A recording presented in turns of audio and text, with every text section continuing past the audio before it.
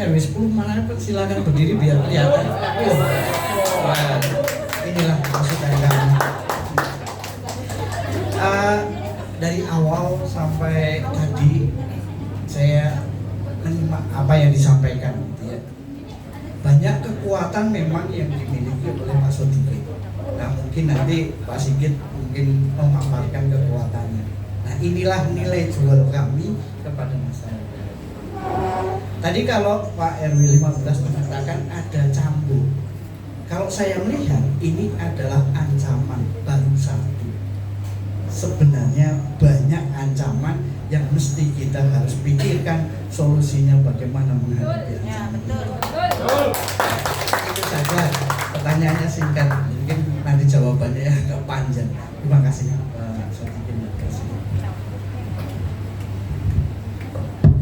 Yang berikutnya, silakan Pak Asep, Ketua RT 00.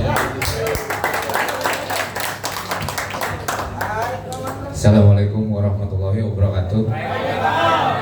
Perkenalkan, nama saya Asep Safrudin, Ketua RT 07 RW 11. Sudah saya dengarkan dari Bapak Pak Sigit. Mudah-mudahan Pak Sigit menepati dengan apa yang diucapkan tadi. Kita butuh sosok seperti Bapak Sodikin. Dan mohon maaf kalau tadi Pak Agus bilang cambukkan, kalau buat saya bukan. Karena sudah seharusnya kita membalas budi. Jadi ini nggak ada cambukan kalau saya bilang. Pak Sodikin sudah nyata. Kenapa kita nggak bantu? Saya seperti itu. Jadi kalau masalah kita sosialisasi, tempat kita berbeda, masa kita juga berbeda. Jadi tolong jangan disamakan itu. Saya minta kita bergerak sesuai rule masing-masing. Di tempat saya banyak partai lain, tuh mungkin tempat Bapak juga banyak. Jadi saya nggak mau disetarakan itu, karena untuk saya kita sudah melihat pekerjaan Bapak yang pasti, kita harus bantu. Jadi nggak boleh kita mengkhianati Bapak Sodikin ini. Jadi seperti itu. Terima kasih Bapak. Mudah-mudahan Bapak bisa turun ke lapangan di Jatirahayu, kalau perlu ke lingkungan RW 11 dan ada untuk pertama nanti mudah-mudahan bisa ke keseluruhan RW di Jatirahayu. Terima kasih Bapak. Assalamualaikum warahmatullahi wabarakatuh. Baik, izin mungkin Bapak ditanggapi dulu terkait dengan hal yang disampaikan oleh rekan-rekan relawan. Silakan Pak Sigit.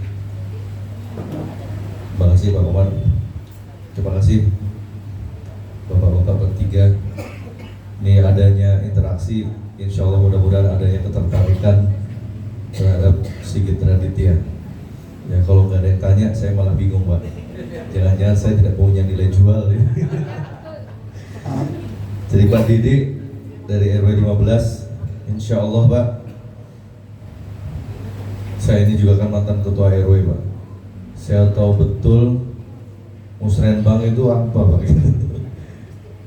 Mohon izin ya, saya mohon maaf, ini direkam juga di bahaya nih. Tanpa saya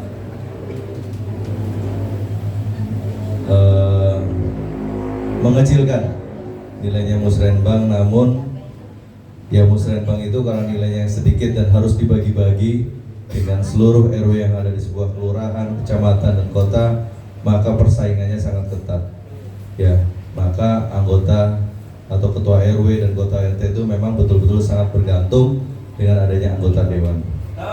Ya, insya Allah Pak, kalau Pak Sodikin yang saya dengar pokirnya itu ada 4 miliar, provinsi mungkin lebih besar lagi, kayaknya DPR RI itu Pak besar banget Pak. Kan saya baru dengar-dengar juga Pak ya. Ya. Kebetulan kami ada di DPP, jadi kami bisa tahu juga bagaimana kiprah 54 anggota DPR RI Partai Demokrat di wilayahnya masing-masing. Ya, bagaimana mereka menarik anggaran yang diwujudkan pada infrastruktur dan juga pembangunan-pembangunan lainnya. Apapun komisinya, Pak. Meskipun nanti di DPR RI akan dibagi-bagi komisi 1 sampai dengan 11, namun tentunya masing-masing anggota dewan juga memiliki pokir yang bisa diturunkan kepada lingkungannya. Dan insya Allah Jati Rahayu ini jika memang bulat ini basis Pak Sodikin dan memang wilayah Bapak dan Ibu semuanya akan menjadi salah satu fokus kami curahkan di sini, Pak. Tanpa menyebutkan nama anggota dewan, saya ingin sampaikan ada 2 orang anggota DPR RI yang ada di wilayah kita ini yang justru pokirnya itu dialihkan ke wilayah lain. Ini yang mungkin menyebabkan Kota Bekasi dan Kota Depok jadi ya seperti ini, Pak. Yang terbangun dan rapi hanya ada yang diganggang, yang diperhatikan oleh anggota-anggota DPRD. Nah, coba lihat, Pak, di jalanan-jalanan umumnya itu, Pak, jalanan tidak ada yang rata, Pak, ya kan? Coba lihat di Bekasi itu ada nggak jalan 1 kilometer itu yang sama, ya kan? Palingan 200 meter udah beda, udah naik, udah turun lagi. Ya mudah-mudahan, Pak, kami akan pelajari betul, ya tanpa harus menunggu nanti apa yang bisa kita lakukan untuk membangun minimal infrastruktur ya tadi Bapak fokusnya di wilayah Kota Bekasi ini. Jadi tidak perlu diragukan lagi, Pak. Insya Allah komitmen kami. Dan jaminannya Pak Sodikin nih, Pak. Ya Pak Sodikin bisa jewer saya nanti ya kan. Kemudian Dr. Soeharto dari RW 10. Memang kalau kekuatan Pak Sodikin sudah jelas, Pak, ya. Tidak perlu diragukan lagi. Sudah 15 tahun, sudah terbukti. Tidak perlu menjual berbusa-busa, sudah ada karyanya ya, Pak. Kalau kekuatan saya apa ya, Pak? Jadi Bapak dan Ibu, bismillah, sebagai mantan prajurit, saya dari kecil sudah dididik, sudah dibiasakan, sudah didoktrin untuk selalu mengabdi kepada lingkungan dan masyarakat. Ya, dengan atau tanpa sumber daya. Ya, seringkali kami turun ke lokasi bencana dengan hanya bermodalkan sepatu boot dan tangan kosong. Ya, mungkin Bapak Ibu kalau melihat tuh tentara di luar negeri, kalau nolong korban bencana sudah pakai alat berat semua, Pak. Kalau TNI Angkatan Darat, Bapak tangan kosong, Pak. Pokoknya perintah pertama kita langsung berangkat, sampai sana nggak tahu, Pak. Mohon izin tahun 2020 pada saat pengamanan menjelang pengumuman hasil pemilihan presiden. Kami dari Batalion 312 Kala Hitam dengan kekuatan 300 personel diterjunkan ke wilayah Petamburan, Bapak, di tengah-tengah ketegangan antara pasukan Satuan Brimob di sisi kiri dan juga rekan-rekan FPI di sisi kanan. Alhamdulillah, Pak, kami cuma modal odol aja, Pak, di mata. Kami tidak bersenjata tajam, kami tidak bersenjata api. Itulah, Pak, nilai-nilai kejuangan, ketulusan, ya, dan kenekatan plus berani mati, Pak, kalau tentara itu, dengan atau tanpa sumber daya, apalagi izin jika Allah nanti berikan kami amanah sebagai anggota DPR RI. Tentunya kami akan mengetahui banyaknya sekali sumber daya yang ada yang dimiliki atau melekat di seorang anggota dewan. Mohon izin, mungkin Bapak dan Ibu saat ini tinggal di Jati Rahayu kan. Tadi Pak Sodikin udah bilang tidak ada anggota dewan DPR RI yang tahun 2019 Bapak dan Ibu pilih datang lagi ke situ, sehingga mungkin tidak merasakan apa sih yang mereka bisa berikan kepada kita, ya. Nah, insya Allah Bapak dan Ibu, ya, banyak sekali yang bisa kita berikan kepada masyarakat. Kami dalam proses silaturahmi sudah, meskipun kami juga memiliki visi dan misi, Pak, yang sebetulnya bisa digali dari Google, ya, tapi dari penglihatan mata permasalahan yang dihadapi oleh masyarakat Kota Bekasi, Pak, intinya ada 4, ya. Yang pertama, izin Bapak dan Ibu, adalah masalah pemukiman.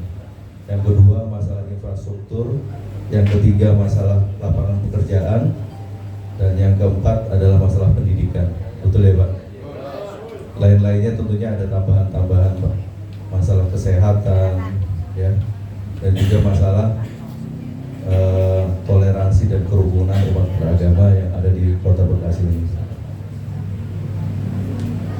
Kami sangat meyakini Pak, ya, insya Allah dengan niat baik dan mudah-mudahan juga dengan kekuatan dan kekompakan anggota DPR RI maupun DPRD Partai Demokrat, kita bisa mewujudkan semuanya itu Pak.